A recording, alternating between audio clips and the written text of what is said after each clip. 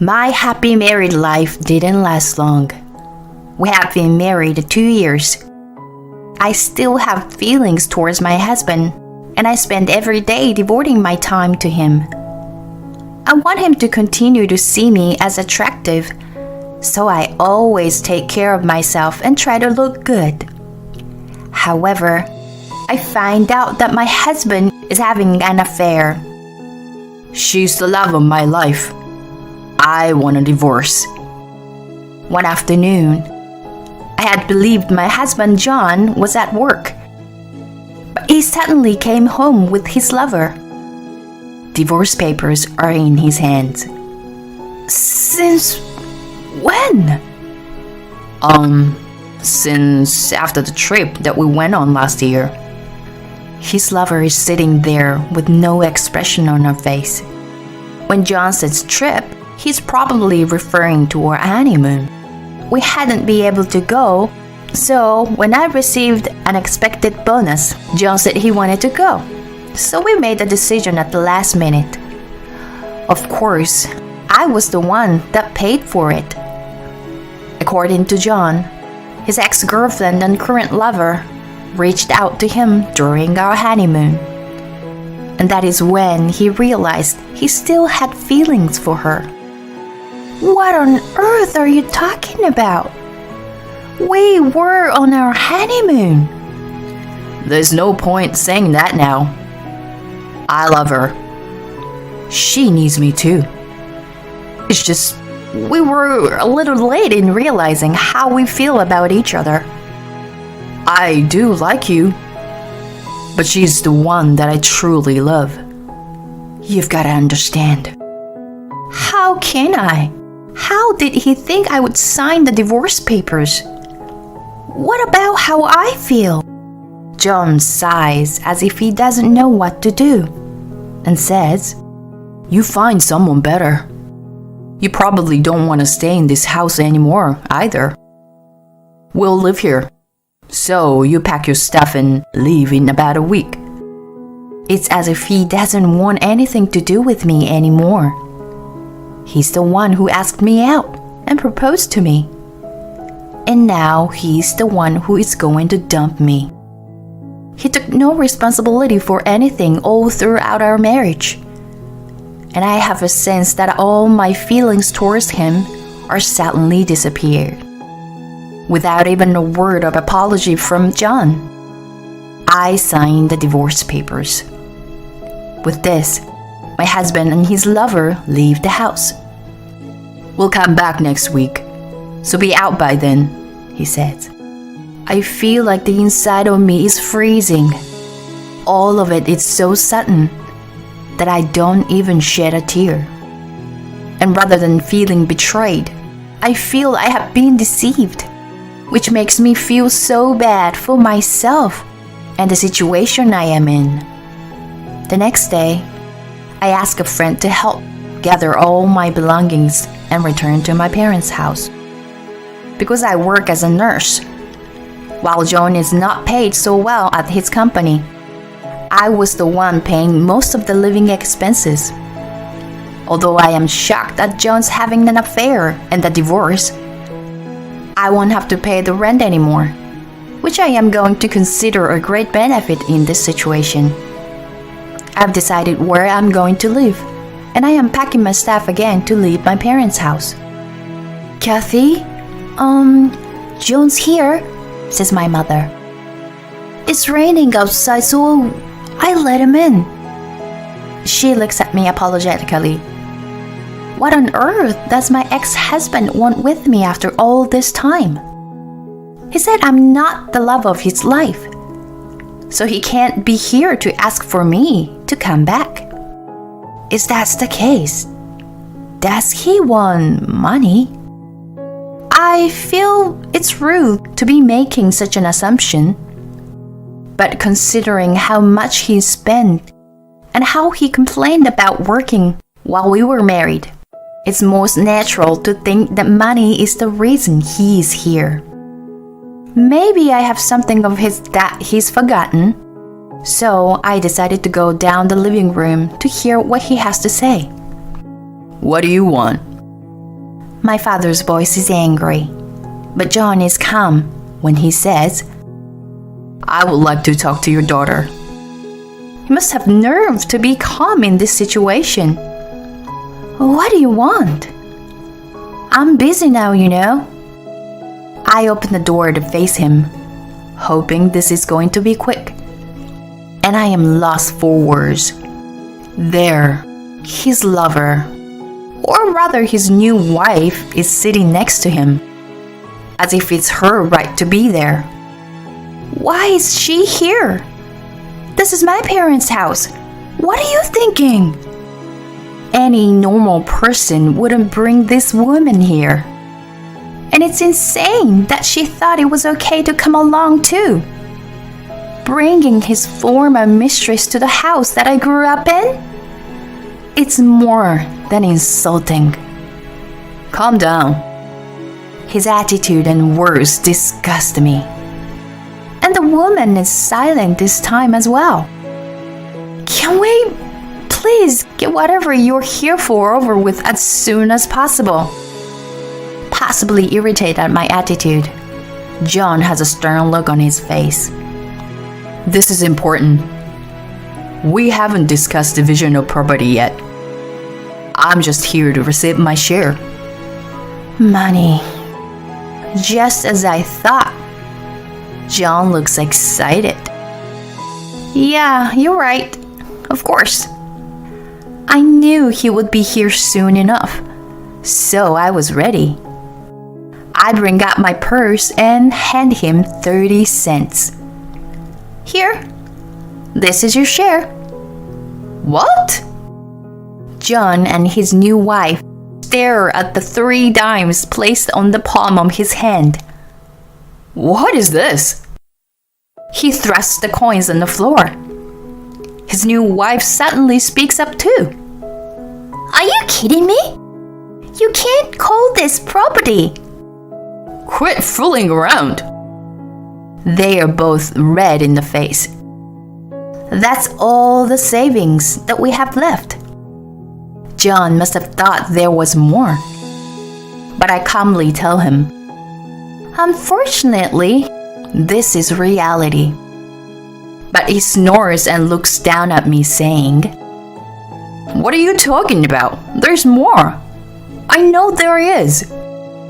You had $200,000. Hurry up and give me my share of $100,000.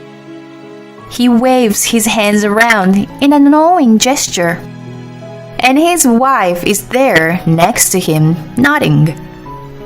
I am shocked and stare at him, not making a move. You're the one who said you want this over as soon as possible. Hand me the money then. He starts screaming and throwing things in the house around. And he's a completely different person to the man I knew. Seeing these must be his true colors. I am so happy that I got to leave him. Hearing the large sounds and shouting, my dad, who had left the room, and my brother, who just got home, enter the living room. Dad is frozen at the sight of John going crazy. But he grabs his arms and put them around his back, stopping him from messing the room up any further. I briefly explained the situation to my brother, who is a lawyer. And because he knows about the divorce, he understands what is going on quickly enough. John's new wife hears our conversation and figures out that John is a lawyer. Hey! I never heard your ex-wife had a lawyer in the family. Her eyes are wide and she is screaming at John. I wonder why these two are so persistent about money. So, although I don't want to speak with John at all, I decide to ask John, why do you need the money so badly? You divorced me. Because you said this woman is the woman of your dreams. You chose to be with her rather than me. And that's why you wanted me to leave. Yes, that's right. But division of property is important. That house we have now is, in the end, the house that you and Ella lived in together. So we want to build a new house of our own. We want children, so we need a car. And I want to take them on a nice vacation too, you know? I want to do the duties that any normal husband would do. Which is why I'm here. Though it's tough for me. Every reason he mentions, it's so selfish. Okay, so he didn't want to come here. I don't want him here either. He doesn't know how terrible what he did was, so he doesn't seem sorry at all. And I financially supported our marriage. Handing over my share is the least you can do to thank your dear ex-husband, don't you think? He snorts again. What did he just say? That he supported me financially? Maybe I heard wrong.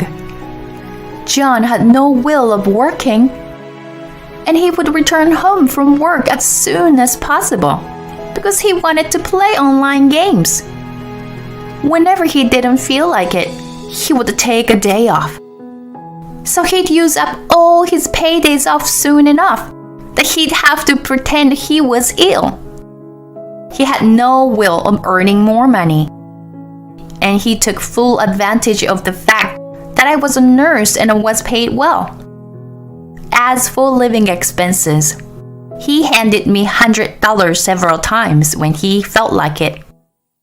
But to be honest, it was like he was an unemployed boyfriend who just lived in their girlfriend's apartment without doing anything. John never did any of the housework. And maybe I could understand if he had thanked me for my hard work. But I am so disappointed by his unreasonable words of, I financially supported our marriage. I was the one paying all the living expenses. How can you say that?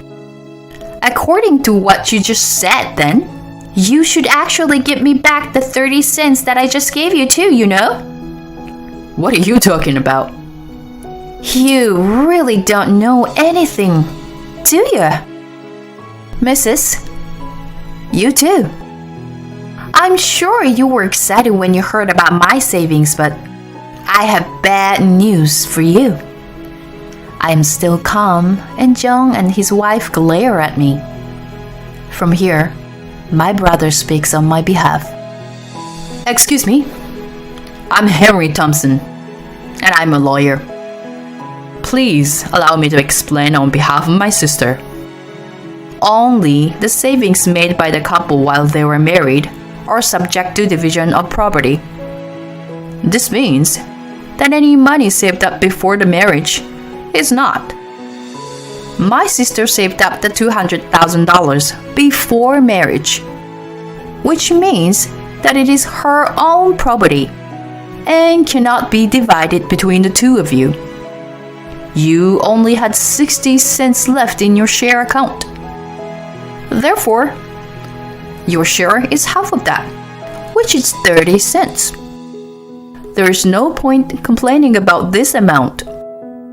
It seems my sister was saving up for your future, but I believe you spent it all on your lady sitting next to you.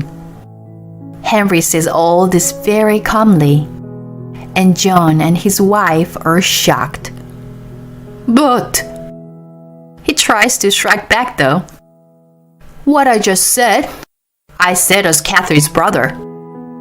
But please allow me to speak now as her attorney. My client has requested you pay her a compensation. Why have you not made this payment? Exactly. I had requested the compensation, but John had only paid me partially. And I wondered why the rest of my payment had not been made yet. That is why I officially asked my brother to step in between us. My actual lawyer is his colleague, but we had not expected John to come here today. So, Henry is acting on my lawyer's behalf. With Henry's razor-sharp gaze and words, John and his wife turned silent. "You asked for your share. Since you were the one who had an affair, you were the cause of the divorce. I do not believe it makes sense for you to ask for any amount. It seems you were spending all the money that my sister had been saving up for the two of you too. And my sister's request is that you return the total amount that you owe her, as well as paying the compensation." "That's impossible." Honey, let's stop this. We can't push this any further. John is standing up and kicking the table, and his wife tries to hold him down. When Henry will not budge and mentions the word court, it seems John has given up and he starts speaking the truth. After the divorce, it seems he was fired. And since his wife is unemployed too, they started borrowing money. As a result, they now have so much debt that they can't pay the compensation. When they were trying to come up with a way to earn money, they remembered my savings. They thought I would give them half the amount if they mentioned division property. I am shocked and speechless when they changed their attitude 180 degrees and begged me to help them. Next to me, my brother is shaking his head, indicating that I shouldn't listen to them.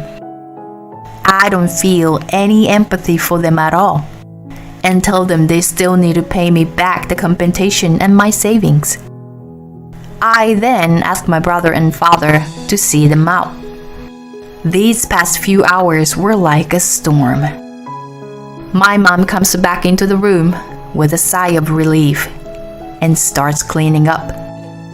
My dad is furious, saying, "What a terrible man," and helps her. My brother rubs my back. "You did nothing wrong. What you did today, and the divorce itself too. You should be confident," he says, comforting me. He adds that we need to make sure they pay the compensation, and he calls his colleague right away. "All of us at the law firm are on your side," he says. I'm exhausted, Mom. You did a great job. Why don't we all go out to have steak tonight to make ourselves feel better? I collapse onto my mom, hugging her. My dad and brother agreed to going out, so we have a wonderful time for dinner that night. Later, with the help of my brother, his colleague, and the law firm, the compensation and used savings are being returned. John and his wife seem to have no luck with job interviews, and I hear they have ended up working several part-time jobs each. It's not like they'll be buying a house or a car or go on vacation for a while. It seems they are finally grateful to me after experiencing the life they have now. So when we see each other on the street, they politely say hello to me. I feel so much better, seeing that they have at least made this slight progress. As for me, I am currently in a steady relationship with the attorney that worked for me on this case. Henry is happy, saying that this man is perfect for me. 1 year after the divorce, I am thinking to introduce my new boyfriend to my parents soon. I am sure they will be very happy for me. The reason why I feel this way is because when my ex-husband mentioned the love of his life, I didn't really understand what he was saying. But now, I feel that maybe this man truly is the love of my life.